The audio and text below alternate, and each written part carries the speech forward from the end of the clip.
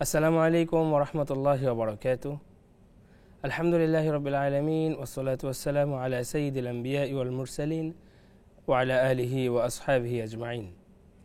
প্রিয় দর্শক, পৃথিবীর যে যেখান থেকে আজকের এই সোনালী আলো অনুষ্ঠানটি দেখছেন, সকলকে আন্তরিক ধন্যবাদ এবং অভিনন্দন জানিয়ে শুরু করছি আজকের আমল। প্রিয় দর্শক, দৈনন্দিন জীবনে আমরা আল্লাহ সুবহানাহু ওয়া তাআলাকে সন্তুষ্ট করবার জন্য নানা রকম আমল করে থাকি। সে ধারাবাহিকতায় আজকে আমরা একটি আমল, গুরুত্বপূর্ণ আমলের কথা আপনাদের সাথে শেয়ার করব ইনশাআল্লাহ। আল্লাহ রাব্বুল আলামিন আমাদেরকে এই পৃথিবী সমতল করে দিয়েছেন। আমরা আমাদের প্রয়োজনে বিভিন্ন জায়গায় চলাফেরা করে থাকি, সেক্ষেত্রে আমাদের রাস্তা প্রয়োজন হয়।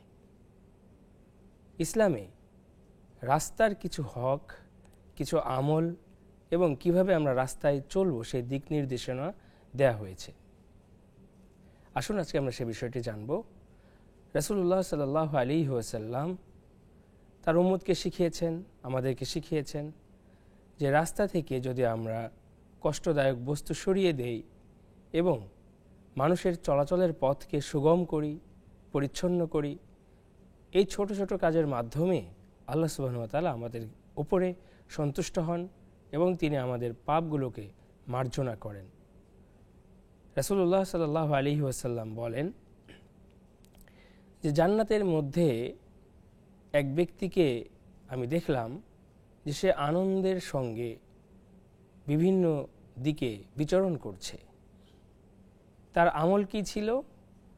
তার আমলটা ছিল, সে একবার রাস্তায় চলার পথে কাঁটাযুক্ত একটি ডাল দেখতে পেয়েছিল, যে ডালটি মানুষের চলার পথে বিঘ্নতা সৃষ্টি করছিল, মানুষের চলার পথকে কষ্টের এবং নানা রকমের সমস্যার সৃষ্টি করছিল।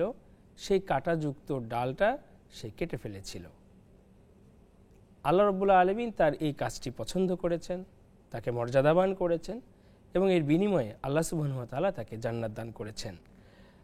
আবু হুরায়রা রাদিয়াল্লাহু তাআলা আনহু থেকে বর্ণিত আছে, আল্লাহ রাসূল বলছেন, লাকাদ রাআইতু রাজুলান, যে আমি এক ব্যক্তিকে দেখলাম, ইয়াতাকাল্লাবু ফিল জান্নাহ, জান্নাতে আনন্দ চিত্তে বিচরণ করছে, ফি শাজারাতিন কাতাআহা মিন যুহরিত তারিক, যে রাস্তার পাশে একটা ডাল সে কেটেছিল, কানাত ইউজিন নাস, যেই ডালটি মানুষকে কষ্ট দিচ্ছিল। এটা মুসলিম শরীফের হাদিস। এছাড়া আরও একটি হাদিস আমরা দেখতে পাই মুসলিম শরীফে, যে দুজন ব্যক্তি রাস্তা দিয়ে হাঁটছিল, বাইনামা রজুলুন ইয়ামশি বিতরিকিন ওয়াজাদা গুসনু শাওকিন, তারা একটি কাঁটাযুক্ত ডাল পেল আলা তরিকি, রাস্তার উপরে। এরপরে ফাআখাররা, সে এটাকে দূরে সরিয়ে দিল, ফাশাকারাল্লাহু ফাগফারা লাহু, এরপরে আল্লাহ রাব্বুল আলামিন তার এই কাজটি পছন্দ করলেন এবং তাকে ক্ষমা করে দিলেন।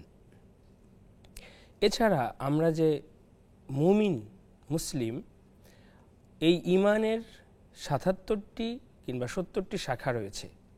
আল্লাহ রাসূল বলেছেন যে আল ঈমানু বিদউন ওয়া সাবউনা আও বিদউন ওয়া সিত্তুনা শু'বা ফাআফযালুহা কাওলু লা ইলাহা ইল্লাল্লাহ, এই ঈমানের শাখাগুলোর মধ্যে সবচেয়ে উত্তম শাখা হচ্ছে লা ইলাহা ইল্লাল্লাহ বলা।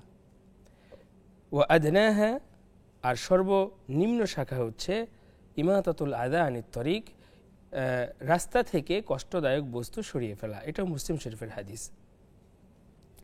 এছাড়াও রাসূলুল্লাহ সাল্লাল্লাহু আলাইহি ওয়াসাল্লাম বলেছেন, ইমাতাতুল আযা আনিত তরিকি সাদাকা, রাস্তা থেকে কষ্টদায়ক বস্তু সরিয়ে ফেলা এটা এক ধরনের সাদাকা, মুসলিম শরীফের হাদিস।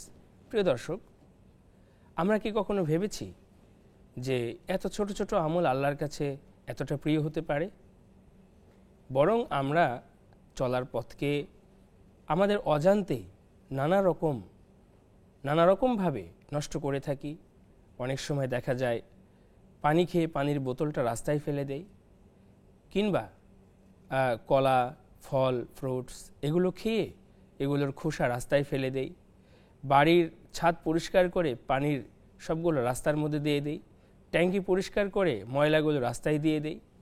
এভাবে আমরা মানুষকে যন্ত্রণার শিকার করি, মানুষকে নানামুখী কষ্ট দিয়ে থাকি।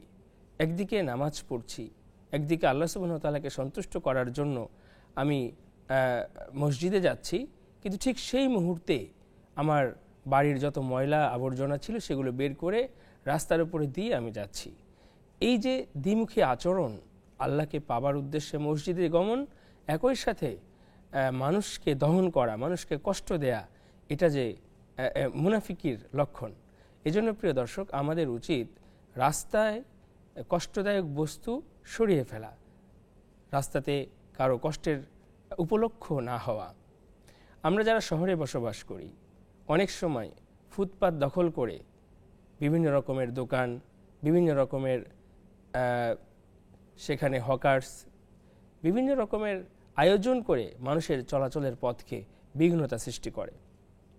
এছাড়া আমরা দেখতে পাই যে এলোমেলো গাড়ি পার্কিং, কিংবা নিয়ম না মেনে উল্টো দিকে গাড়ি চালানো, কিংবা নিয়ম না মেনে দ্রুত গতিতে গাড়ি চালানো, সবগুলোই কিন্তু রাস্তাতে মানুষকে কষ্ট দেওয়ার নামান্তর। আবার গ্রামে যারা থাকে সেখানে এক ধরনের কষ্ট দেয়া হয়, তা হচ্ছে যে রাস্তার উপরে মানুষের বাড়ির প্রয়োজনীয় জিনিসগুলো শুকাতে দেওয়া হয় এবং এতে করে মানুষ চলাচল করতে কষ্ট পায়।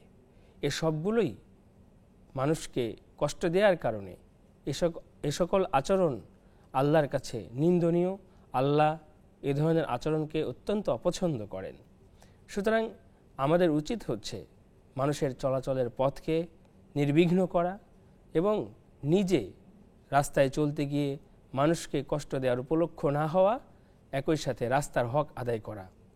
রাসূলুল্লাহ সাল্লাল্লাহু আলাইহি ওয়াসাল্লাম একবার সাহাবীদেরকে বলছিলেন যে তোমরা রাস্তায় বসবে না, কারণ রাস্তায় বসলে মানুষের চলাচল করতে কষ্ট হবে।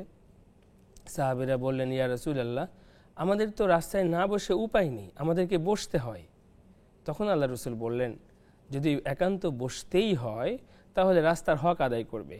সাহাবীরা জিজ্ঞাসা করলেন, ইয়া রাসূলুল্লাহ, রাস্তার কি হক রয়েছে? তখন রাসূলুল্লাহ সাল্লাল্লাহু আলাইহি ওয়াসাল্লাম বললেন যে তোমরা তোমাদের চোখকে নিয়ন্ত্রণ করবে। রাস্তা দিয়ে যাই যাচ্ছে বেগানা নারী কিংবা যেটা দেখা উপযোগী না সেটা তোমরা দেখবে না, এবং মানুষকে সালাম দিবে আর কষ্টদায়ক বস্তু দূরে সরিয়ে রাখবে। এটা হচ্ছে রাস্তার হক। আসুন প্রিয় দর্শক, আমরা চেষ্টা করি আমরা এই আমলের মাধ্যমে আল্লাহকে সন্তুষ্ট করি এবং আল্লাহ রাব্বুল আলামিনের প্রিয়ভাজন হয়ে জান্নাতুল ফেরদাউস লাভ করি। আল্লাহ রাব্বুল আলামিন আমাদেরকে সে তৌফিক দান করুন এবং এই আমরা যারা শহরে বসবাস করছি, শহরকে পরিচ্ছন্ন রেখে, শহরের রাস্তাগুলোকে নিয়ম মেনে সুন্দর করে রেখে এ শহরকে পরিচ্ছন্ন করি, পরিষ্কার রাখি, বসবাসের উপযোগী রাখি। আল্লাহ রাব্বুল আলামিন আমাদের সকলকে তৌফিক দান করুন। আমিন। আসসালামু আলাইকুম ওয়া রাহমাতুল্লাহি ওয়া বারাকাতুহু।